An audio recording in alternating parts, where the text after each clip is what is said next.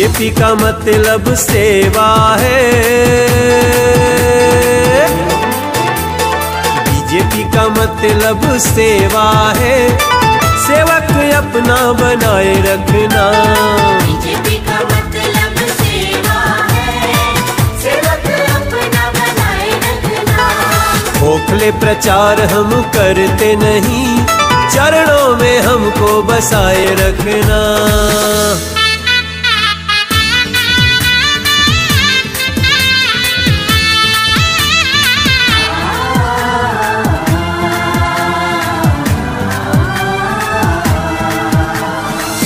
Corona की कहर जगी थी, कोरोना की कहर जगी थी, तभी बीजेपी सेवा में लगी थी, तभी बीजेपी सेवा में लगी थी। कोरोना की कहर जगी थी, तभी बीजेपी सेवा में लगी थी। घर घर भोजन अनाज पहुँचाए, जब बाकी पार्टियां छुप के भगी थी। वैक्सीन सबको फ्री में लगी थी। मोदी का धर्म ही सेवा है।